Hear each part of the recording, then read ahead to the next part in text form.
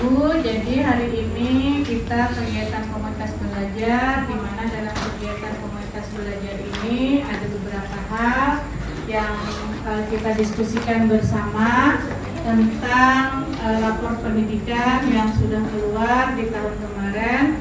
Kemudian nanti ada beberapa intervensi yang harus kita lakukan terkait hasil dari lapor pendidikan itu.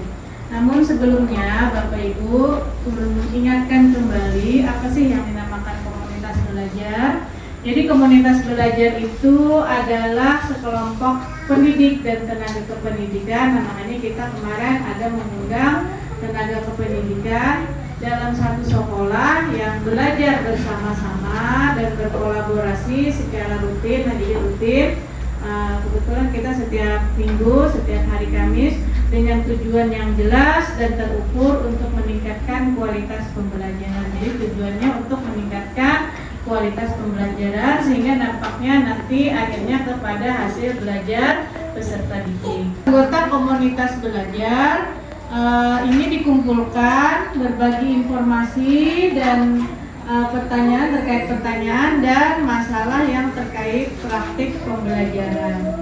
Dan yang kedua itu adalah memfasilitasi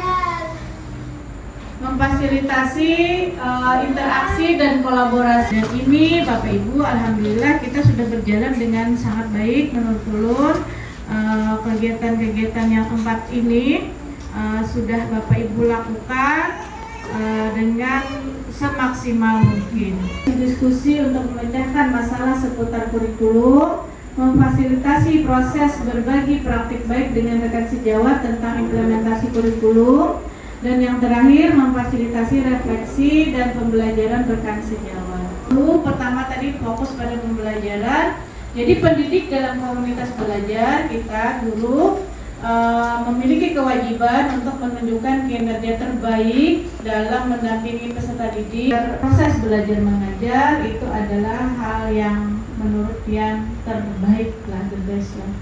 Dan yang kedua, pendidik dituntut untuk terus belajar dengan rekan sejawatnya. Siapa tahu dari kawan-kawan kita ada solusi untuk pemecahan dengan kawan, tapi tidak terbuka untuk semua kawan-kawan lainnya. Jadi mulai sekarang kita berkolaborasi dengan kawan-kawan yang lain. Permasalahan yang diangkat itu mirip-mirip dengan permasalahan yang kita temui di kelas kita, sehingga kita bisa mengadopsi. Jadi mengadopsi itu bukan plek tapi plek meniru, karena kan karakter anak beda-beda. Nah, jadi bisa kita modifikasi, mengadopsi dan memodifikasi praktik baik yang disampaikan oleh kawannya. Alhamdulillah nilai rapor kita dari awal itu lumayan bagus, tetapi ada beberapa hal yang memang perlu intervensi khusus.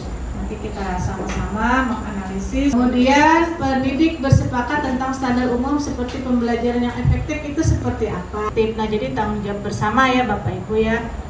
Nah, kemudian masih ingatkah Bapak Ibu ngaran ke ombel kita?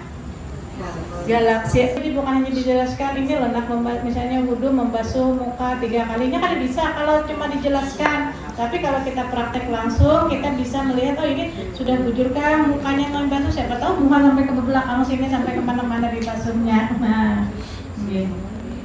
Kemudian yang menggunakan pembelajaran dengan mengoptimalkan aset yang ada di sekolah. 3. Yang warna merah itu tahun 2024. Yang lihat di situ ini tidak semua, ini khusus yang menurun saja yang ulun tampilkan datanya. Walaupun waktu ANBK itu hanya perwakilan, tetapi ini menggambarkan kebiasaan kita mengajar. Di A1 ada 2, kompetensi membaca sastra dan kompetensi mengakses dan menemukan isi teks. Nah, Bapak Ibu, ayo kita sama-sama dari nilai kita yang 66,74 menjadi 66,6.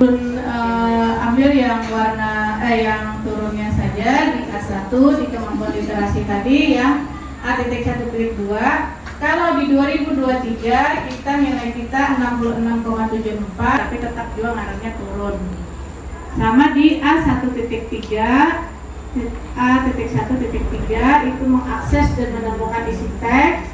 Di 2023 itu nilai kita 69,71. Kemudian di kemampuan numerasi Bapak Ibu dalam kategori sedang, jadi sama dengan di tahun 2023 tidak ada kenaikan. Dalam kategori baik nilainya 96,67%. Peserta didik sudah mencapai kompetensi minimum, ini naik 3,34. Yang di 2023 kemarin nilai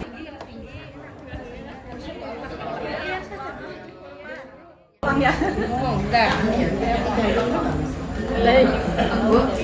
Jadi ya tapi dia adalah membaca teks aja yang saat ini sedang menurun. Jadi bagaimana jalan? Kayaknya kita meningkatkan kebiasaan anak-anak untuk membaca teks. Misalnya kan kayak pagi bisa diterapkan 10 menit kan membaca. Harus meningkatkan juga kemampuan berbicara mereka, sehingga kan mereka itu tertarik untuk melatih terus membaca, jadi bergantian dengan temannya untuk bercerita dengan suara yang lantang. Jadi kan teman-temannya bisa mengkoreksi nih bahasa yang digunakan itu salah atau benar. Ibu, dari hasil analisis yang sudah Bapak Ibu lakukan terkait data yang ditampilkan tadi, adakah yang mau memberikan usulan atau tanggapan? Silakan Bapak Ibu. Bagi strategi yang diberikan oleh teman-teman tadi, mungkin kita perlu juga merencanakan atau rencana tindak lanjut yang akan kita lakukan. Kemudian juga kita akan merancang strategi apa saja sehingga itu bisa meningkatkan literasi dan numerasi di sekolah kita. Mungkin dengan RTL itu dan merancang strategi yang akan kita laksanakan di sekolah, kemungkinan akan memperbaiki literasi dan numerasi di sekolah. Ada tambahan Bapak Ibu? Sedikit menambahkan untuk rencana tindak lanjutnya, mungkin Bu, sewaktu-waktu kita kan punya ekskul literasi itu Bu. Nah, ekskul literasi itu mungkin bisa kita tampilkan, kita berkumpul di lapangan, dari ekskul literasi itu bisa bermain peran atau drama Bu. Nah, misalnya sewaktu-waktu anak-anak yang lain menonton, mungkin ini juga termasuk salah satu strategi meningkatkan literasi dan numerasi Bu. Khususnya lebih atau dari silakan Bapak Ibu. Ya, silakan Pak Ibnu. Pak Ibnu, Pak. Untuk meningkatkan ini kan kita harus tahu dulu sumber hasil nilai ini dari apa? Dari hasil ANBK. Nah, kalau hasil dari ANBK kan siswanya itu kan tiap tahun berganti, otomatis setiap tahun itu pasti beda, nggak mungkin sama karena kemampuan itu beda. Nah, kalau ingin cara lebih praktis dan fokus untuk meningkatkannya adalah kita sesuaikan jenis soal yang di ANBK. Misalkan literasinya tentang apa, maka siswanya pun dilatih menjawab soal yang semisal itu. Kalau yang lainnya kan nggak masuk dalam penilaian, misalkan dari literasi kita kan mungkin perceritaan sebagainya kan nggak masuk karena jenis penilaiannya beda dengan yang di soal-soal yang di ANBK ya. Jadi kalau ingin cepat meningkat ya fokuskan di sana aja, soal-soal yang memang mirip atau sama di soal-soal ANBK. Ini untuk yang meningkatkan literasi ataupun numerasi ya.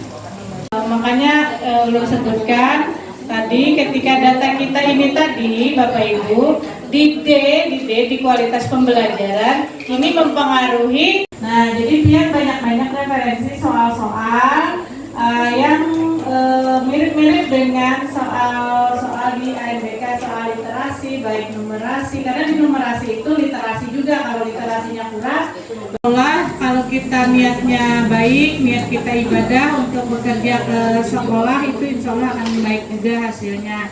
Terima kasih atas perhatian Bapak Ibu. Mudah-mudahan apa yang kita diskusikan hari ini akan berdampak pada proses pembelajaran kita di kelas Bapak Ibu semua.